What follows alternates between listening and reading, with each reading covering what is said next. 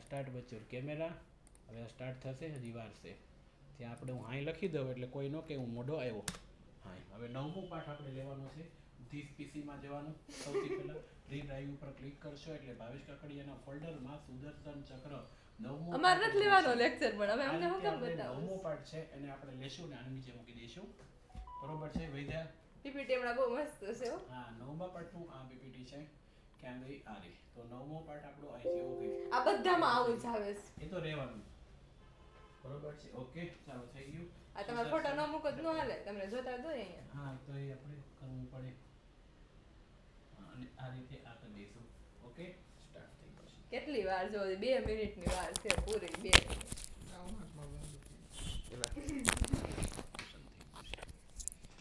થઈ ગયું અને મેં કીધું એ પ્રમાણે બરોબર વિડીયો જે છે આપણે ખુશી નો કટાય ને આમ તો વાળની નથી કરતા ને વાળ જીરો કરે તો હાલે વાળ ઉગે આ નો ઉગે ભૈયા આમ બતાવી છે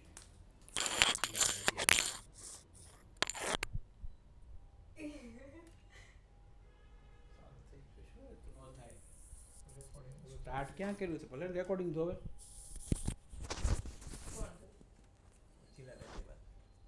એ કે હમે સ્ટોરી લેંગે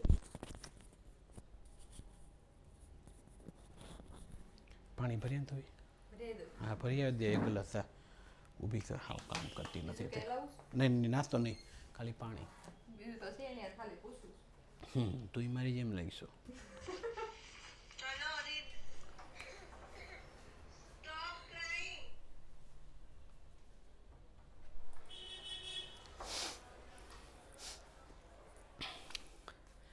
નમસ્કાર વિદ્યાર્થી મિત્રો ધીમે ધીમે બધા આવી ગયા હોય અને ધીમે ધીમે આવતા હોય ઓકે મુસ્કાન ઓહો બહુ સરસ મજાનું પ્રિય નામ છે બહુ સરસ મને છે ને ગમતું નામ ઓકે યસ યસ ચાલો good evening sir good evening good evening hi હાય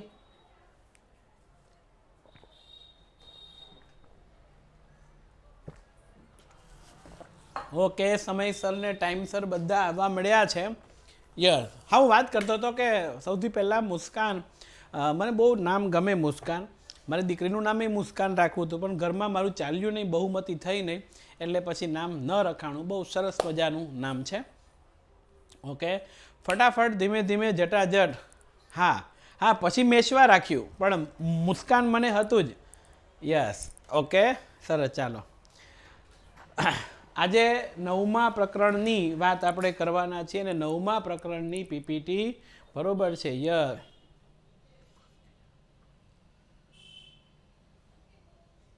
ઓહો સર કાવેરી નદી પર કયા નામ જનિતું કાવેરી નદી ઉપર કયું નામ જાણીતું છે બંધની વાત કરતા હોય એવું મને લાગ્યું અને આ જે બંધની વાત છે એ બહુ સરસ મજાની છે તો પ્રશ્ન થોડો ગુજરાતીમાં લખીને મોકલો ને તો ફટાફટ વચ્ચે હું વાંચવા જાઉં ત્યાં બધા છે બરોબર છે ઓકે ઓકે જવાબ આવી ગયો ગ્રાન્ટ એનિકટ કારણ મારો પ્રશ્નો વાંચવાનો બાકી હતો અને ત્યાં છે એ જતું રહ્યું ઉપર ઓકે કંઈ વાંધો નહીં ગ્રાન્ટ એનિકટ નામની નહેરનું બાંધકામ કરવામાં આવ્યું છે ઓકે ઓકે બીજી સદી હા 2 સદી છે ને હું તો 2 સાડી વાંચ્યું એટલે હા બીજી સદીમાં ગ્રાન્ટ એનિકટ નામનો બંધ બાંધવામાં આવ્યો હતો ઓકે હા હા ચાલો આ તો પેલું ઢેંટડે વાળું થયું ઢેંટડે ઢેંટડે હા હા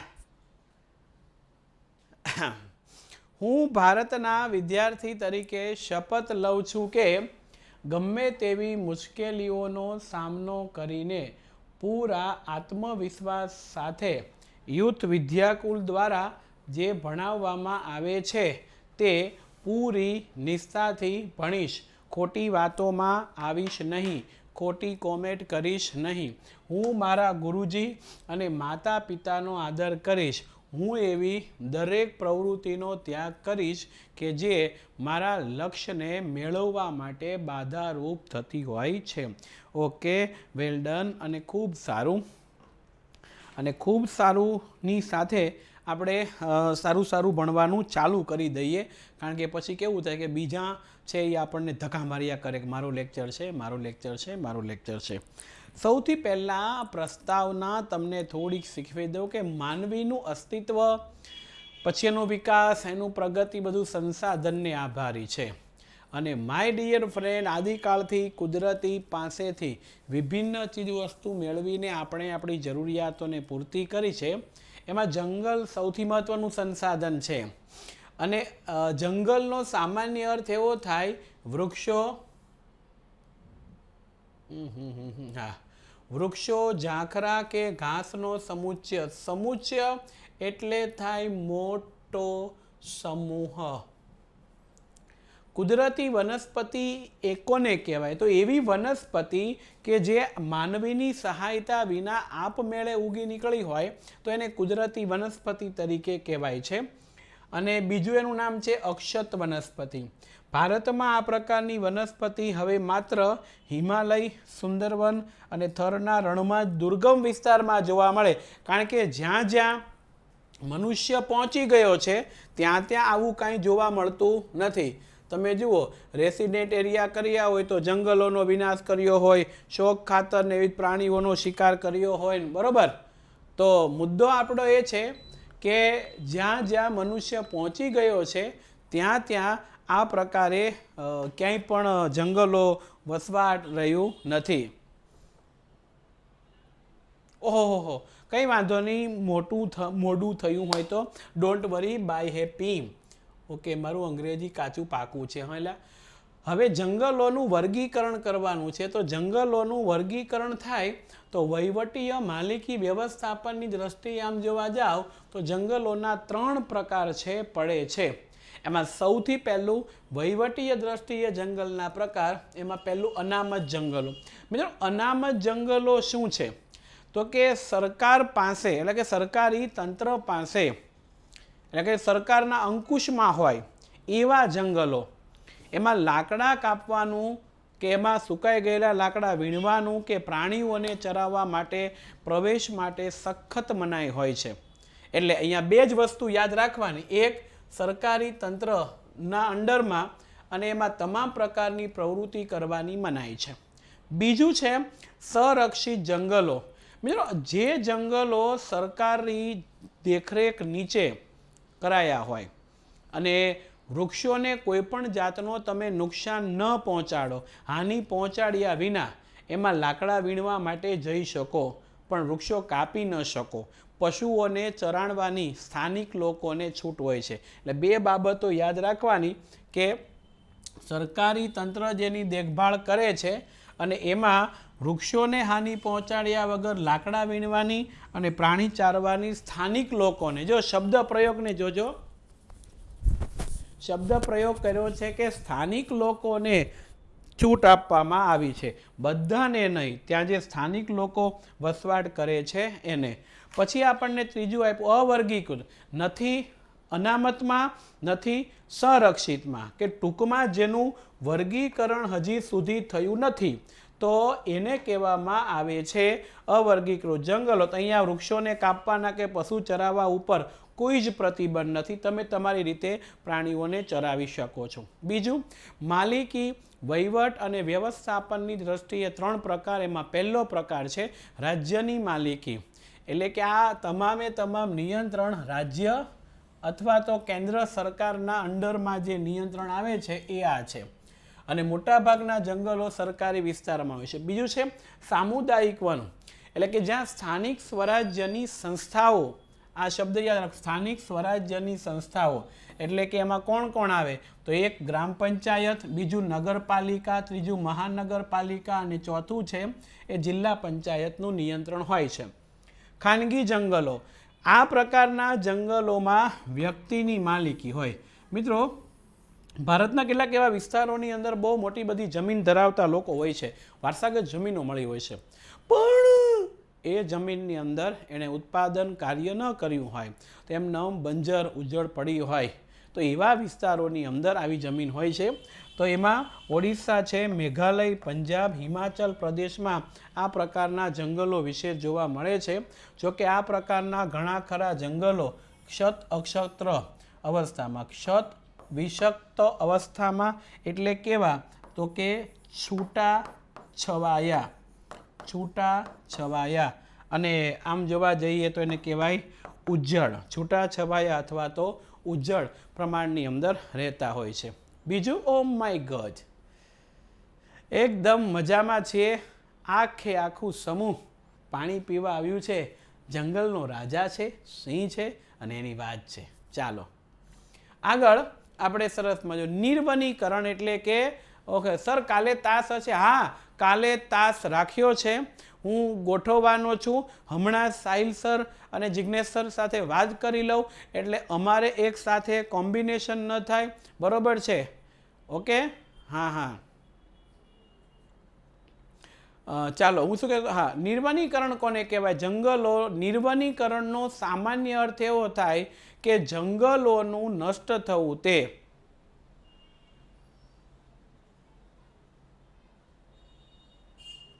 ઓહો, મોડે એક્ઝામ છે. હા, કંઈ વાંધો નહીં, થેન્ક યુ સો મચ. ચાલો હવે અહીંયા ધ્યાન, જંગલોનું વિનાશ. હા નહીં, એ મોડેમાં હું સમજી ગયો, મંડે. હા, મંડે એક્ઝામ છે એટલે કંઈ વાંધો નહીં, ચિંતા ન કરો. ચાલો અહીંયા ધ્યાન, જંગલ વિનાશ કોને કહેવાય?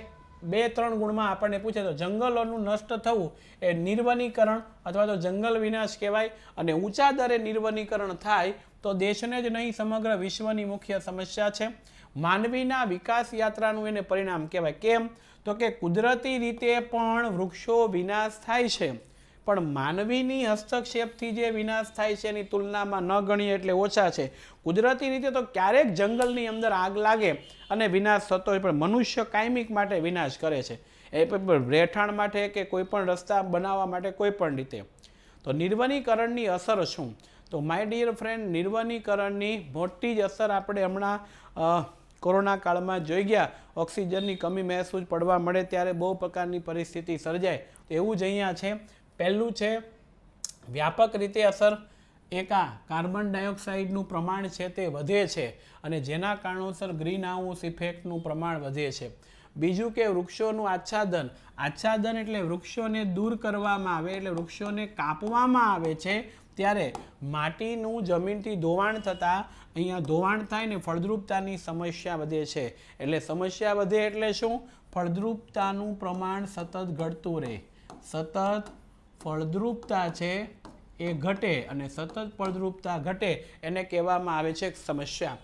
દ્વીપકલ્પીય ભારતના જંગલમાં મોટા પાયે જે નિર્વનીકરણ થાય છે એનાથી જંગલ વિસ્તાર ઘટ્યો છે. વૃક્ષો કાપો એટલે જંગલ વિસ્તારનું પ્રમાણ સતત ઘટે. હા, 2 ગુણની અંદર. ઓહો, આજે જ પૂછાયો હતો. વેલ ડાન્સ. પણ નસીબમાં ન હોય ને તે દિવસે 9મા પાઠની પીપીટી ખુલી ને એટલે મેં પ્રકરણ ચેન્જ કરી નાખ્યું. પણ ઇઝી છે એટલે બહુ વાંધો નથી. All the best. Yes, very good. વળી અનેક સજીવોએ પોતાના કુદરતી આવાસો ગુમાવ્યા અને પરિણામે વન્યજીવો ખોરાક પાણીની શોધમાં માનવ વસાહતના અંદર છેતર્યા છે અને અંદર આવી ગયા. માંસાહારી વન્યજીવો દ્વારા જંગલની નજીકના ક્ષેત્રમાં જે પશુપાલકો વસે એના પ્રાણીઓને મારવાના કિસ્સાઓ બન્યા છે. એ તો મેં તમને કીધું એવું છે. મને એક જણાએ કીધું કે તમને જંગલમાં જતા હોવ અને સિંહ સામો મળે તો શું ડિસિઝન લેવું? તો મેં તરત કીધું કે ભાઈ આ ડિસિઝન સિંહે લેવાનું હોય, આપણે નહીં.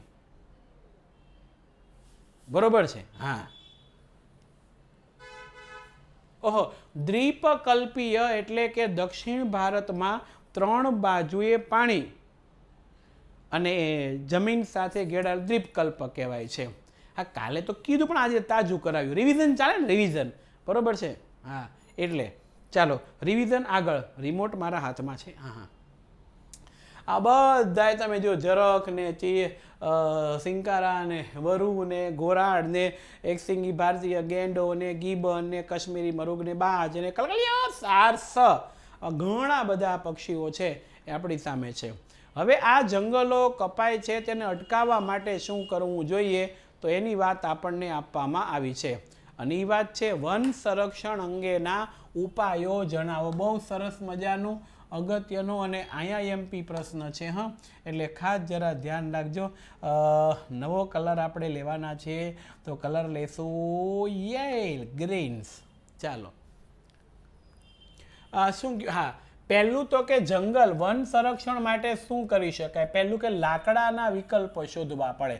બળતણ માટે લાકડું આપણે નાખતા રહીએ તો નુકસાન થાય છે, એટલે સંશોધન હાથ ધરવા જોઈએ અને તેથી એનો વપરાશ ઘટે. જ્યાં જરૂરિયાત કે વિકાસ માટેના નિર્માણ કાર્ય થતા હોય ત્યાં વૃક્ષોને અનિવાર્યપણે, માની લો કે મોટા રોડ રસ્તા કે રેસિડેન્ટ એરિયા થતા હોય, અનિવાર્ય છે કે વૃક્ષો કાપવા જ પડે છે, ત્યારે એની જગ્યાએ ઈ જ પ્રજાતિના લીમડાના વૃક્ષો કપાણા તો લીમડાના, પીપળાના કપાણા તો પીપળાના, ઈ જ પરિસ્થિતિમાં વૃક્ષો વાવવા જોઈએ અને અપરિપક્વ વૃક્ષોના કાપવા ઉપર સંપૂર્ણ પ્રતિબંધ મૂકવો જોઈએ. જે પરિપક્વ નથી, નાનું નાનું છે, બરોબર છે, એની વાત કરે છે. એટલે આપણે આવે ને, નાના મારા હાથ એ કરે કામ મજાના, આ તો કેવી અજબ જેવી વાત છે.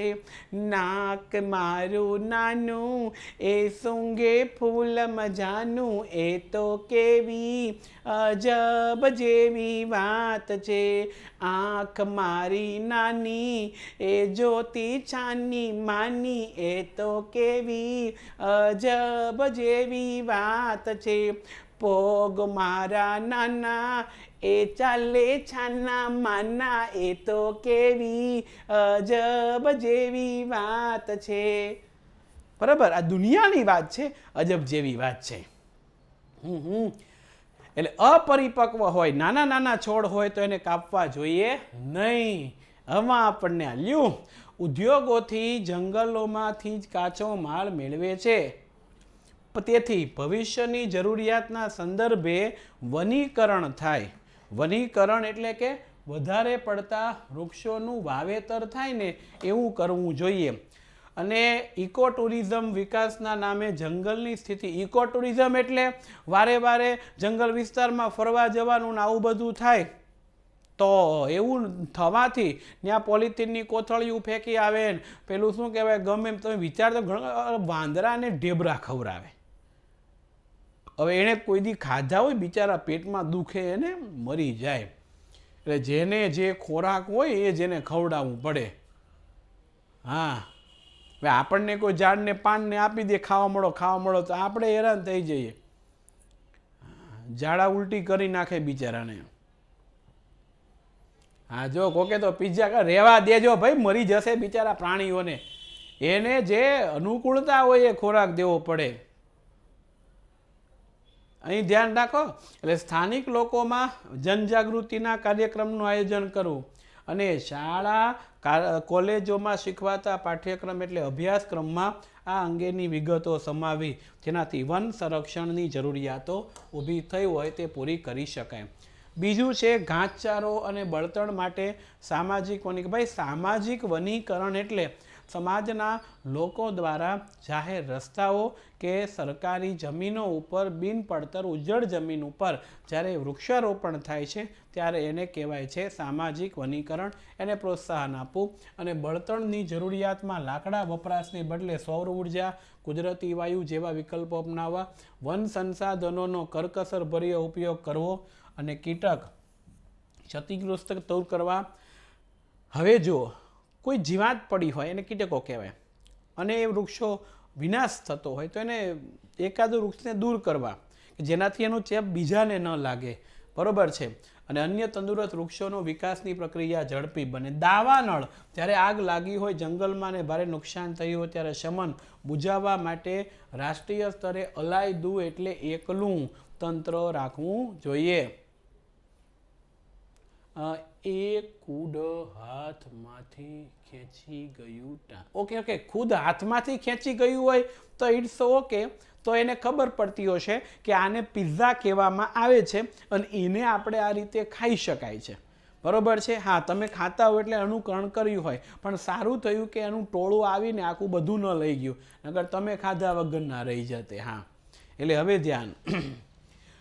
પરિક્રમાના સમયે વાહન વ્યવહાર વધતા યાત્રિકો આવે છે અને ધાર્મિક સ્થળોએ મેળાઓ અને ભંડારા એટલે વિનામૂલ્યે ભોજન પ્રસાદ મળે છે તે એવું બધું જ્યારે પહોંચતું હોય ત્યારે લોકો ગંદકી કરે છે તો એનો યોગ્ય નિકાલ જ્યારે ન થાય ત્યારે જંગલ દૂષિત થાય તો યોગ્ય નિકાલ કરવો જોઈએ અને પશુચરણ માટે અલાયદા એકમો રાખવા જોઈએ. હવે વૈવિધ્યસભર વન્યજીવોની વાત કરે છે. પરીક્ષાની અંદર આપણને આ 2-3 ગુણની અંદર બરોબર છે છાપી શકાય એવા પ્રશ્નો આપણે લઈ રહ્યા છીએ અત્યારે. બરોબર ધ્યાન રાખજો.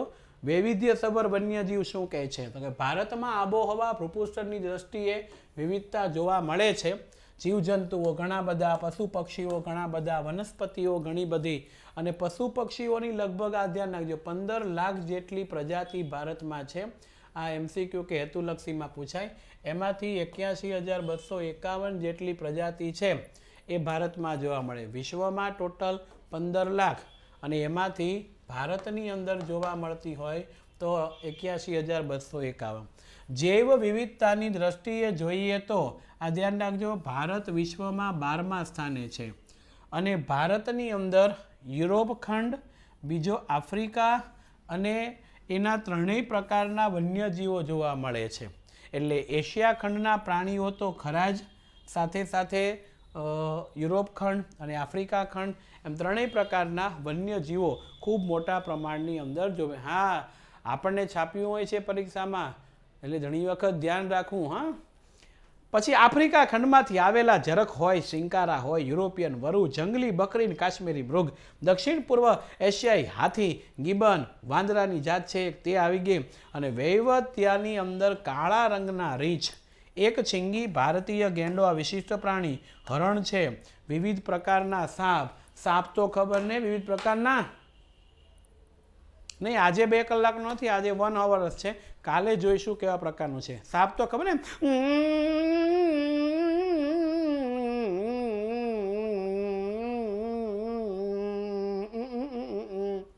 બરોબર છે. આ વિવિધ પ્રકારની સાપ પણ હોય છે. મોર હોય છે, ગોરાડ, બાજ, કલકલિયો, સુરખાબ અને સારસ જેવા પક્ષીઓની પ્રજાતિ પણ સરસ મજાની જોવા મળે છે. હાય હાય આવી ગયા છે, જો દાદા પણ આવ્યા છે. ક્યાં ગયા દાદા? આર્યા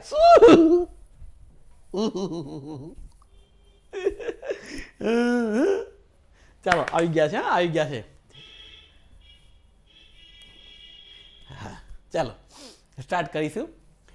હિમાલયમાં ઊંચાઈ ઉપર જોવા મળતો હિમદીપડો અને ત્યાં શીતવનમાં જોવા મળતું લાલ પાંડા વિશિષ્ટ પ્રાણી છે. ધ્યાન રાખજો, હિમાલયની ઊંચાઈ કહે તો હિમદીપડો અને શીતવનો હિમાલયના કહે તો લાલ પાંડા એ જોવા મળતું પ્રાણી છે. આ રહ્યું આ લાલ પાંડા છે બિચારું. વર્તમાન સમયમાં ભારત જ એક એવો દેશ છે કે જ્યાં વાઘ અને સિંહ આ બંને એક સાથે જોવા મળે છે અને શિયાળા દરમિયાન રાજસ્થાન રાજ્યના કેવલાદેવ રાષ્ટ્રીય ઉદ્યાન, બીજું ભરતપુર રાષ્ટ્રીય ઉદ્યાન, ત્રીજું ગુજરાતનું નળ સરોવર છે પક્ષી અભયારણ્યની અંદર જળપ્લાવિત વિસ્તારમાં અસંખ્ય યાયાવર એટલે વિદેશમાંથી આવતા પક્ષીઓ શિયાળો ગાળવા માટે આવે છે. એટલે આ બધા શિયાળો ગાળવા માટે અહીંયા આવે છે. પણ હવે ધ્યાન રાખજો, બરોબર છે? હા હા ઓકે. લાલ પાંડા બહુ ગમે તો એક પાળી લેજો, ચિંતા ના કરો. હા હા આમાંથી 2 માર્ક્સનો એક ક્વેશ્ચન છે તમને પૂછાશે એટલે ડોન્ટ વરી. Bye happy. ચાલો બાય ક્યાં ગઈ? આયરી. યાયાવર પક્ષી પણ બિચારામાંથી અડધા 50% તો મરી જાય. શા માટે? તો કે અહીંના લોકો નકરા વણેલા ગાંઠિયા ખવડાવે ને એટલે. હવે અમેરિકાનો કાગડો આવ્યો હોય ને બિચારે વણેલા ગાંઠિયા જોયું હોય કોઈ દિવસ? એ તો કાચો લોટ અંદર જાય એવું થાય. એટલે જેને જે અનુકૂળતા હોય એ ખવડાવવાનું હોય ભાઈ. પણ કાંઈ નહીં, ચાલો કાચબાઈ વહી ગયા. જો ઓડિશાના સમુદ્ર કિનારે રેતીના તટે સમુદ્ર કાચબા ઈંડા મૂકવા માટે આવે છે અને અજગર, વિવિધ પ્રકારના સાપ અને દક્ષિણ ભારતમાં ગીચ વર્ષાવન એટલે જંગલ વિસ્તારનું નામ છે. એમાં એક નાગની પ્રજાતિ છે રાજનાગ જોવા મળે છે.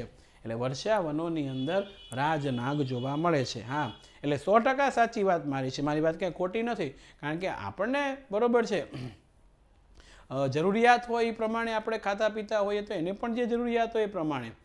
હવે લુપ્ત થતું વન્ય જીવન છે, ક્યાં ક્યાં લુપ્ત થતા હોય છે તે.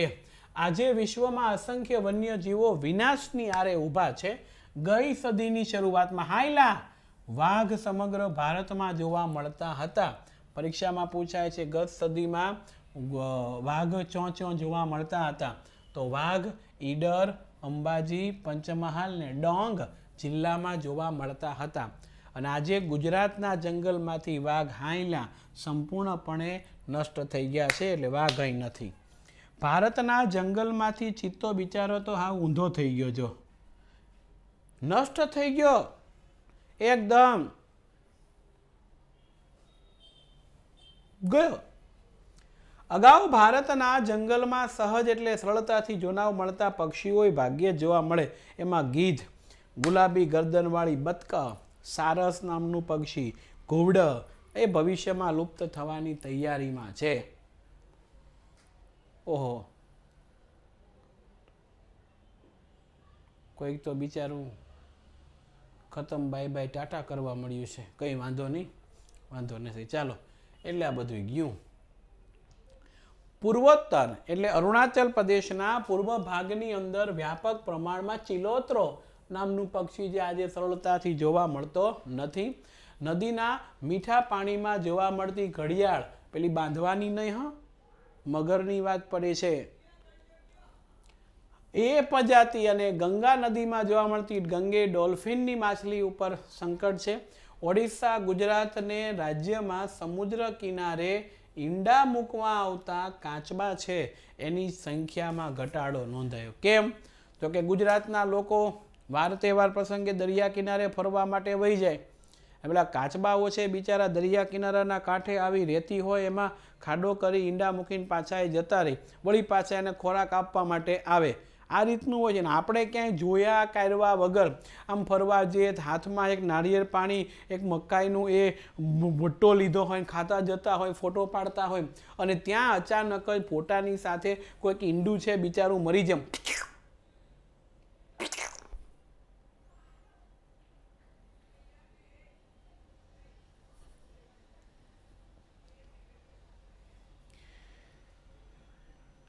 એટલે બિચારા કાચબાઓએ મીટિંગ કરી કે આપણી જ્ઞાતિ લુપ્ત થઈ જાય એમ છે. તો સમગ્ર કાચબા જ્ઞાતિને વિનંતી કે ગુજરાતને ઓડિશામાં ઓછા જાઓ, બીજા દરિયા કિનારા પકડો.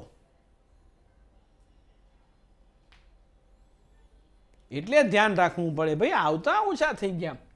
એક સમયે ગુજરાતની નર્મદા, તાપી, મહી, સાબરમતી નદીમાં જોવા મળતી જળ બિલાડી આજે બચારી લુપ્ત થઈ ગઈ. આ સ્થિતિ અંગે આપણે ગંભીરતાથી વિચારવાની, બરોબર છે? નો કોપી નો કરીએ સમજે કે નહીં? પણ મેં ક્યાં કોઈની કોપી કર્યા? તો કાચબાનું ઈંડા ફૂટ્યા નહીં, એટલે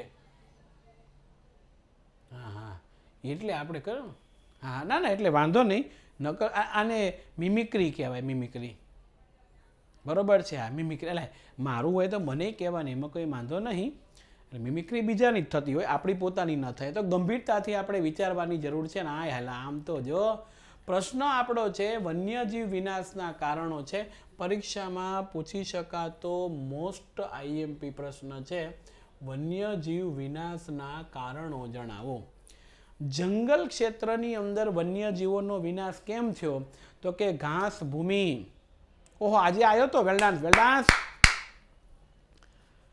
ઘાસ ભૂમિ જળપ્લાવી ક્ષેત્રોમાં માનવીની દખલગીરી થાય એટલે પ્રાકૃતિક આવો ગોઠવે. મનુષ્ય પોતાના પ્રાણીને ચારીને ઘાસ પોયેલું કરી નાખે તો જંગલના પ્રાણીઓ શું ખાય? બરોબર છે? એટલે આપણો પ્રશ્ન છે વન્યજીવ વિનાશના કારણો. વન્યજીવ વિનાશના કારણો જણાવો.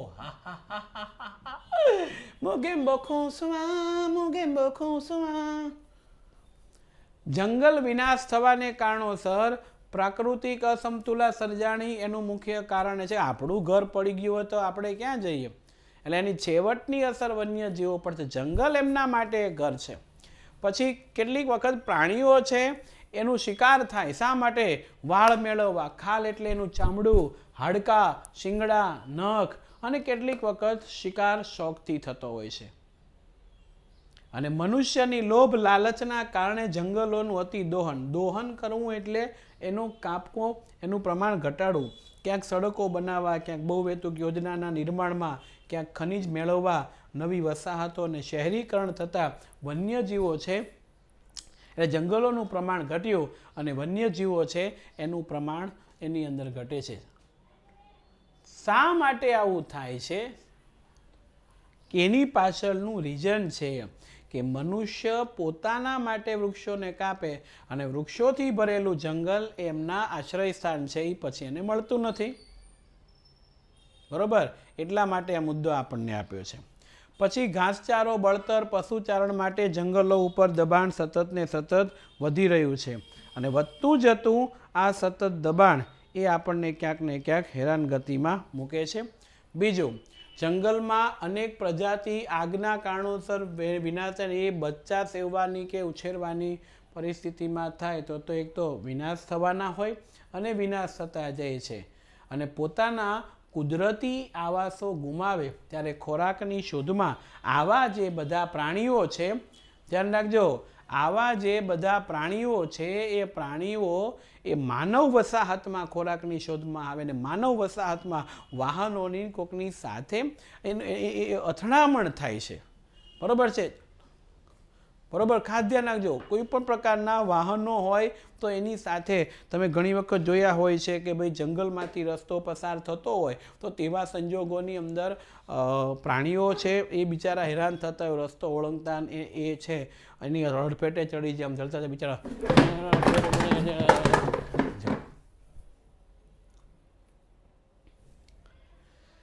અકસ્માત થાય અને બિચારાનું મૃત્યુ થાય. અને કેટલાકના તો ઔષધિ અને સુગંધી દ્રવ્ય મેળવવા માટે શિકાર કરવામાં આવે છે. એટલે પ્રજાતિ બિચારી વિલુપ્ત થઈ ગઈ છે. એટલે ખાસ ધ્યાન રાખવું, પડી ન જાય કોઈ. ચાલો, વન્યજીવ સંરક્ષણના ઉપાયો. શું એવું કરાય કે જંગલો છે એનું રક્ષણ થાય? તો પહેલું, જંગલો માટે આપણો દ્રષ્ટિકોણ બદલો. આપણને એમ છે જંગલ કોઈ દી ઘટે જ નહીં. બરોબર છે? પણ જંગલ ઘટી જાય છે કાપ્યા કરો ને ત્યારે, અને ઘટી જાય એટલે એના આશ્રય સ્થાન ગુમાવે. બીજું, જંગલમાં તૃણાહારી પ્રાણી, માંસાહારી પ્રાણી હોય ને સંખ્યાનું સંતુલન જાળવવું પડે. કારણ કે તૃણાહારી પ્રાણી છે એ ઘાસ ખાય અને માંસાહારી પ્રાણી માંસ ખાય. એટલે આપણે પાલતુ પ્રાણીઓને ચરાવવા ત્યાં જવું ન જોઈએ. બીજું કે શિકાર બંધ કરવો, કડક સખતાઈથી અમલ કરાવો.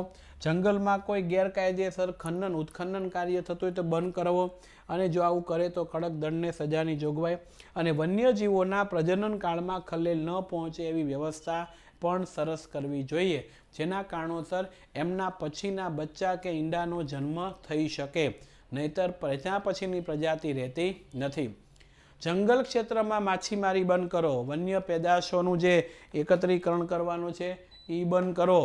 પ્રવાસથી વન્યજીવોને અડચણ થાય તો એ દૂર કરો. અને એવા પગલાં આપણે ભરવા જોઈએ. હા, વૃક્ષો પણ ન કાપવા જોઈએ. ડામવા એટલે બંધ કરવા. બરોબર છે? ડામી દેવા એમ કરે, બંધ કરવો તેને ડામવા જોઈએ એમ કહેવામાં આવે છે. પછી સમાજમાં વ્યાપકપણે જનજાગૃતિના કાર્યક્રમો યોજવા, લોકોને જાગૃત કરવા માટેના પ્રયત્ન કરવા. અને જવાબદાર નાગરિક જૂથે જો વન્યજીવોના સંરક્ષણ માટે તંત્ર એટલે સરકારી એકમ શિથિલ એટલે ઢીલું અયોગ્ય કામ કરતું હોય, અયોગ્ય, તો એમના ઉપર દબાણ ઊભું કરી અને આ કામગીરીને પ્રાથમિકતા આપવામાં આવે છે, જેના કારણોસર એ પ્રાણીઓ બચી શકે. બીજું અહીંયા આપ્યું છે વન્યજીવ સંરક્ષણ માટેની યોજના.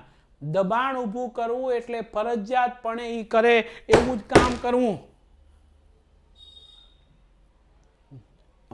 કામ કરવા માટે જ પપ્પા એમ કે આટલું કામ થઈ જાય પછી સુવાનું છે, તો આમ દબાણ કહેવાય કે કામ થઈ જાય પછી સુવાનું છે, ત્યાં સુધી નહીં. તો વાઘપરી યોજના સૌથી પહેલા આવે છે. યોજના ધ્યાન રાખજો, 2 માર્ક્સમાં પૂછાય. વાઘપરી યોજના એક અંદાજ મુજબ 20મી સદીની શરૂઆતમાં ભારતના જંગલમાં લગભગ જોવા જઈએ તો 40,000 કરતાં વધારે વાઘ હતા અનિયંત્રિત અને ગેરકાયદેસર શિકાર નિર્વનીકરણના પરિણામે અસ્તિત્વ માટે ખતરો ઊભો થયો છે અને એ સંજોગોમાં 1971માં વાઘ બચાવવાના હેતુથી આ પરિયોજના શરૂ થઈ અને આ મુજબ કુદરતી આવાસોને સુરક્ષિત રાખવા માટે શ્રેણીબદ્ધ રાષ્ટ્રીય સ્તરે પગલાં લીધા. આ MCQમાં પૂછે. હાલમાં 44 જેટલા ક્ષેત્રની અંદર વાઘને બચાવવા માટે આ કાર્યરત છે, એટલે એને વાઘપ્રી યોજના કે હા હાથી મેરે સાથી છે. જો જો જો જો એટલે જ સરસ મજાનું ગીત આવે ને, જાડો પાડો હાથી સૂંઢમાં લાવે પાણી, ઈ પાણી ગંદુ એટલામાં આવ્યો ચંદુ, ચંદુની માથે ચોટલી મમ્મી બનાવે રોટલી, એક રોટલી ખાવા દે એકડો બગડો ઘૂંટવા દે, નવી નિશાળે જવા દે. હી હી હી. આ સરસ મજાનું છે, બરોબર છે. તો આ હાથી મેરે સાથી માટે છે હાથી પરિયોજના. ખાસ જરાક ધ્યાન રાખજો, હાથી પરિયોજના. 1972માં આ પ્રોજેક્ટનો આરંભ થયો. એનો મુખ્ય હેતુ હતો કે કુદરતી આવાસોની અંદર એને સંરક્ષણ મળે, નિવાસસ્થાન મળે, સ્થળાંતરમાં માર્ગોમાં રક્ષણ મળે. કારણ કે હાથી ઝડપી ચાલી શકે તેમ નથી અને ત્યાં અચાનક જ ઘટના બને અને કોઈ વાહન આવી જાય અને હાથી ટકરાઈ જાય તો પહેલાં તો વાહને હેરાન થાય, વાહનવાળા અને હાથી પણ. બરોબર છે. મારે ટીચર વિલ બી લાઈવ સૂન આવે છે, તો એકવાર બહાર નીકળીને પાછા જાઓ. વાહનના ભૂકા તો થાય પણ હાથીના પણ થઈ જાય ને, એટલે એ ન થાય એટલા માટે હાલમાં દેશમાં 26 જેટલા વાઘ માટેના સંરક્ષણના વિસ્તારો છે. અને વાઘને માફ કરશો, મને વાઘ જ મગજમાં છે હજી, બોલો. હાથી માટેના 26 જેટલા અલગ અલગ સંરક્ષિત વિસ્તાર છે અને એનું અમલીકરણ થતાં જંગલમાં હાથીની સંખ્યા વધીને હાથીઓના પાલન પોષણ માટે પણ સરસ મજાનું, બરોબર છે. પરિયોજનામાં પરી એટલે ચોક્કસ પ્રકારે જેનું પરીક્ષણ કરી અને ધ્યાન રાખવામાં આવે ને એના માટે શબ્દ પરી થાય છે, એટલે આ પરિયોજના આવે છે. ચાલો હવે, ઓ માય ગોડ, ગેંડા પરિયોજના આયુ. આ પરિયોજના એ ભારતના એક શીંગી ભારતીય ગેંડાના રક્ષણ માટે કરવામાં આવે છે. ધ્યાન રાખજો. અને ભારતના મોટા ભાગે આ બધા જે ગેણા છે એ ગેણા અસમ રાજ્યની અંદર જોવા મળે છે અને પશ્ચિમ બંગાળના સુંદરવનમાં જૂજ એટલે ખૂબ ઓછી સંખ્યાની અંદર.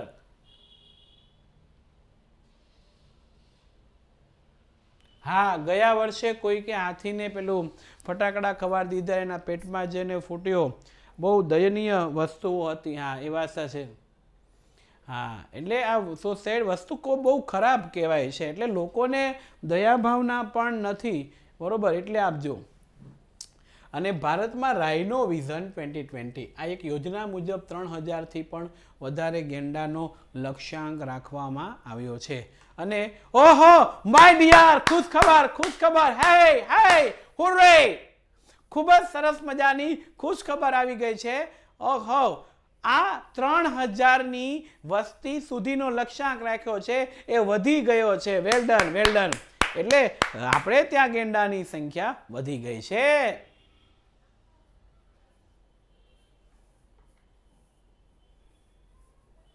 ગભરાવાનું નહીં. આ તો આપણે આપણા જ વખાણ કરતા હોઈએ જે થયું છે તે. અને હવે આવે છે હાય શાંત સમુદ્રની અંદર લાંબા મોઢાવાળી ઉછરી રહેલી મગર. એનું નામ છે ગલિયાલ મગર.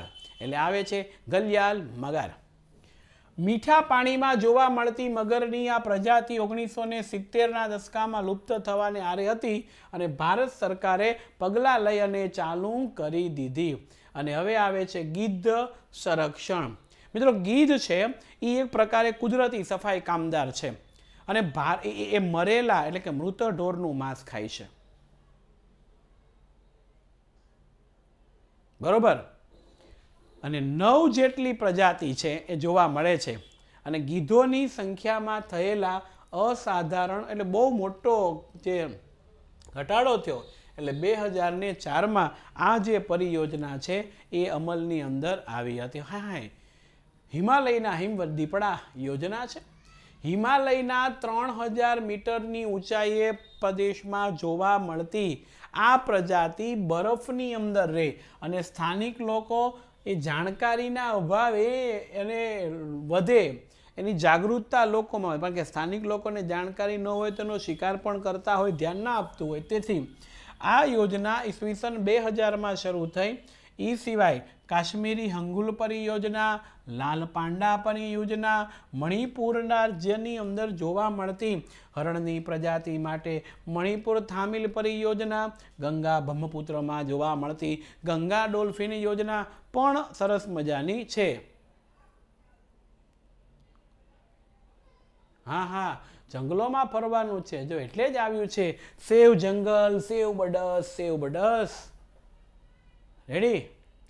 ચાલો, હવે આવે છે અભયારણ્ય, રાષ્ટ્રીય ઉદ્યાન અને જૈવ આરક્ષિત ક્ષેત્ર. તો સૌથી પહેલા આવશે અભયારણ્ય. કોને કહેવામાં આવે છે તે ચોક્કસ મર્યાદામાં. આ ખૂબ આઈએમપી વાંચીને જજો. પરીક્ષામાં મારું મન તો એવું કહે છે કે આ આપણને પૂછી શકાય એવું છે. 2 ગુણમાં અભયારણ્ય શું છે અને એ શું છે તો આપણે ખાસ લખવું પડે, એટલે આપણને આપ્યું છે. ઓકે, ચાલો જુઓ. ચોક્કસ મર્યાદામાં માનવ પ્રવૃત્તિને અનુમતિ આપવામાં આવે અને સત્તાધિકારીઓ પાસેથી અનુમતિ મેળવ્યા બાદ, જો સત્તાધિકારી એટલે જે તે સરકારી કર્મચારી પાસેથી પરમિશન મળ્યા પછી ત્યાં તમે પાલતુ પ્રાણીઓને ચરાવી શકો છો. કારણ કે મેં કીધું ને, આપણે આપણા પ્રાણીને ચરાવી શકીએ તો ત્યાંના જંગલના પ્રાણી બિચારા ક્યાં જાય? જો આજે કોઈને હતો, બહુ સારું છે, સરસ પ્રશ્નો છે. એટલે વન્યજીવોના અભયારણ્યની સ્થાપના કરવા પાછળ કોઈ એક વિશેષ પ્રજાતિનું સંરક્ષણ કરાય અને અભયારણ્યની સ્થાપના રાજ્ય સરકાર દ્વારા જરૂરી પ્રક્રિયા કરીને કરી શકાય. અને આપણે ત્યાં માય ડિયર ફ્રેન્ડ પેરિયાર, ચંદ્રપ્રભા, એ તુરનાગરમ એવા અભયારણ્યો જાણીતા છે. બરોબર છે. મેં હમણાં PDF પણ નકશાની ગ્રુપમાં મોકલી હતી. લગભગ એની બહારના નકશા તો નહીં હોય, બરોબર?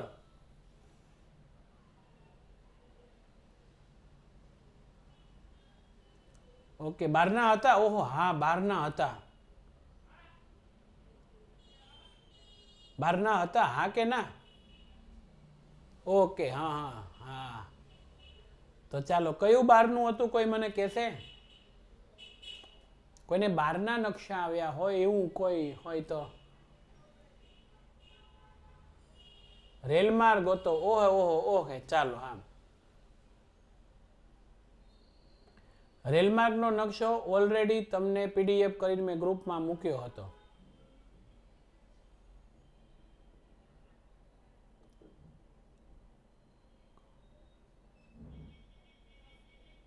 હા, એ લાઈવ કરાવીશ જ, પણ ઉતાવળ જ એટલી હતી ને. આ લાઈવ રેલમાર્ગનો નકશો પણ તમને હું લાઈવ કરાવીશ.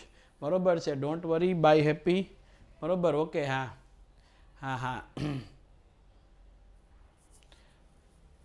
એટલે મોટા ભાગે બુકની અંદર જ બધા છે અને મેં PDF મોકલી છે એ પણ બહુ અગત્યની હતી. અને એ એટલું કરી નાખો એટલે લગભગ તમને બધું જ આવડતું હોય એવું મારી દ્રષ્ટિએ હું માનું છું. બરોબર, એટલે બહુ કંઈ વાંધો નથી.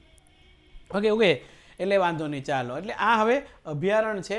હવે બીજું છે રાષ્ટ્રીય ઉદ્યાન. અભયારણ્યની તુલના એટલે સરખામણીમાં વધારે સંરક્ષિત ક્ષેત્ર ગણાય છે. તેમાં એકથી વધારે પારિસ્થિતિકી તંત્ર એટલે જંગલનો એવો વિસ્તાર કે જ્યાં માત્ર ને માત્ર કોઈ એક વૃક્ષ કે પ્રજાતિ નહીં પણ બીજા ઉપર પણ ધ્યાન રાખવામાં આવે છે. એટલે એને કહેવામાં આવે છે કે પારિસ્થિતિકી તંત્ર. પાલતુ પશુને ચરાવવા ઉપર ભાઈ જો સંપૂર્ણ પ્રતિબંધ, પ્રાણી ચરાવવાના નહીં, આપણને ના પાડી દેશે. અભયારણ્યની જેમ કોઈ એક વિશેષ પ્રજાતિ ઉપર કેન્દ્રિત હોતું નથી અને તેની સ્થાપના 2, એક રાજ્ય સરકાર, બીજું કેન્દ્ર સરકારના સંકલનથી કરાય. પહેલામાં એક જ સરકાર હતી, અહીંયા 2 સરકાર થઈ. બરોબર? અને આપણે જો ભણશું નહીં ને તો આપણે બેદરકાર થશું. એટલે બેદરકાર કોઈએ થવું નહીં. બરોબર? સરકાર જે થાય તે.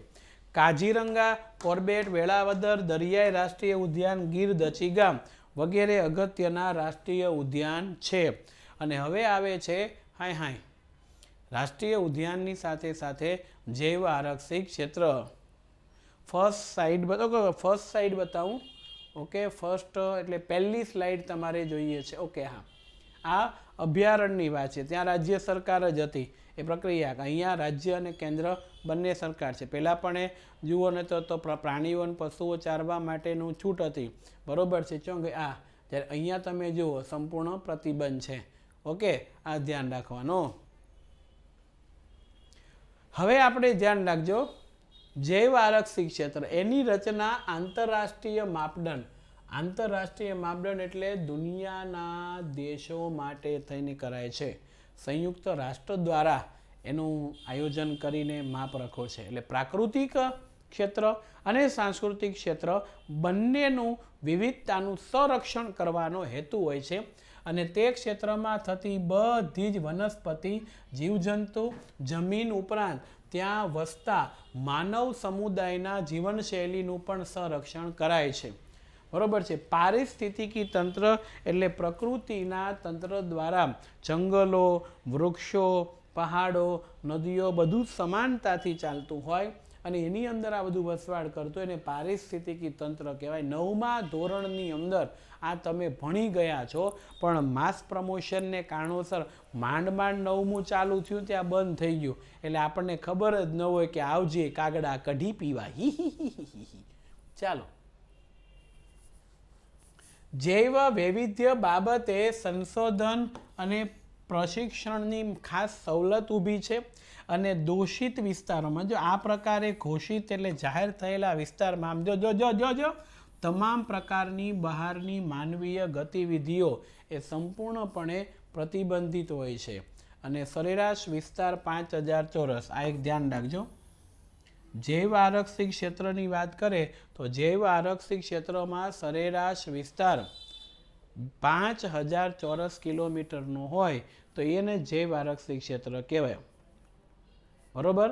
બધાને જૈવ આરક્ષિત ક્ષેત્ર નહીં કહેવાય. આપણે ત્યાં નીલગિરી, મન્નારની ખાડી છે, પંચમઢી છે, સુંદરવન છે વગેરે, અંદરમાં ગ્રેટ નિકોબાર છે, આ બધા. અને જે પરીક્ષામાં પૂછવા યોગ્ય છે, જો આ ગુજરાત રાજ્યના કચ્છના રણની વિશિષ્ટ પરિસ્થિતિને ધ્યાનમાં રાખી, ધ્યાન રાખજો, પૂછાય. 2008ના વર્ષની અંદર એનું જૈવ આરક્ષિત ક્ષેત્ર ઘોષિત કર્યું. તો સમગ્ર ગુજરાત રાજ્યમાં એકમાત્ર જૈવ આરક્ષિત ક્ષેત્ર 2008માં, એનું નામ છે સરસ મજાનું કચ્છ. એટલે આવે ને, કચ્છ નહીં દેખા તો કુછ નહીં દેખા. કે શિયાળે સોરઠ ભલો અને ઉનાળે ભલો ગુજરાત, વરસે તો વાગડ ભલો અને મુજો કચ્છડો 12 માસ. એટલે આ સરસ મજાની વાત આપવામાં આવી છે. હા, એટલે બરોબર ધ્યાન રાખવું, બધું એક હારે થઈ ગયું. શિયાળે સોરઠ ભલો અને ઉનાળે ભલો ગુજરાત, વરસે તો વાગડ ભલો અને મારો કચ્છડો 12 માસ. એટલે આવે ને, હાલાજી જતણ જતર જા સાવરા વાગડ દેશમાં ઘાયલમાં મુજો હારલો, બેટીમાં મેલી ઝીંઝરે ઘાયલમાં મુજો હારલો, બેટીમાં મેલી ઝીંઝરે જ્યારે કાઉ ક્યાં ના કોઈ રે, હવે મુજે યાદ રહી દે હાલાજી જતણ, હાલાજી જતણ જતણ જા સાવરા વાગડ દેશમાં. આવું બહુ સરસ મજાના ગીતો એમના હોય છે. એટલે મને યાદ હોય કે કચ્છ નહીં દેખાતો કુછ નહીં દેખ, સફેદ રણ તો એનું મજા આવી જાય એવું છે, બરોબર છે. એટલે આવે ચાલો, એટલે એ પરિસ્થિતિ આવી છે. ઓ માય ગોડ, જો ભારતમાં 18 જૈવ આરક્ષિત ક્ષેત્ર, 103 રાષ્ટ્રીય ઉદ્યાન, 531 અભયારણ્ય. ગુજરાતમાં જૈવ આરક્ષિત ક્ષેત્ર 1, રાષ્ટ્રીય ઉદ્યાન 4, અભયારણ્ય છે 23. એટલે આ ભૂલાઈ ન જાય એ ખાસ જરા ધ્યાન રાખવાનું. ઓકે, હવે બહુ સરસ મજાની વાત સાથે આપણે મિત્રો એક સામાન્ય વાત કરવી છે કે વિકાસની પ્રક્રિયા, આજે હતું કોઈ, ચાલો કરશે. વિકાસની પ્રક્રિયા મિત્રો અનિવાર્ય છે, પણ જે જીવસૃષ્ટિ છે એના ઉપર દુષ્પ્રભાવ, ખરાબ પ્રભાવ પડે એ બહુ યોગ્ય નથી. અને એટલા માટે આયોજન કરી ચોક્કસ ભૂમિ વિસ્તાર વધે, ચોક્કસ કાર્ય થાય અને લોકો છે જંગલો ન કાપે, વૃક્ષોને વિનાશ ન કરે, વન્ય જીવોને ન થાય પણ એ આપણને આપ્યું છે. Okay okay sir. એટલે મનુષ્ય સુધી આ જો વૃક્ષો કપાય ને થાય એની અસર ધીમે ધીમે ધીમે ધીમે મનુષ્ય સુધી મોડી પગે. આદિમાનવના સમયમાં એને જાળવણી કરીને પછી ધીરે ધીરે કપાતા ગયા, વૃક્ષો કપાતા ગયા, રેસિડેન્ટ વિસ્તારો થતા ગયા. અને આજે જ્યારે ખબર પડી કે વરસાદ અનિયમિત થયો, ઋતુચક્રમાં પરિવર્તન આવતા ગયા, ઓક્સિજનની કમી મહેસૂસ થઈ, તાપમાનમાં વધારો થયો, અને પછી નીકળ્યા વૃક્ષો વાવો, વૃક્ષો વાવો. તમે જુઓ તો ખરી, હેરાન થયા ત્યારે આપણે બધા નીકળ્યા ને. એટલે મુદ્દો આપણને આપ્યો છે આ કે હવે એ પરિસ્થિતિ પ્રમાણે આપણે કાર્ય કરવું પડશે. અને એ બાબતોની સાથે અહીંયા પ્રકરણ પણ આપણું પૂર્ણ થાય છે. અને પ્રકરણ પૂર્ણ થવાની સાથે સાથે આપણે લેક્ચર પણ પૂરો થાય છે. તો અહીંયા સુધી આપણે રાખશું. ઓકે, આવજો, બાય બાય, ટાટા.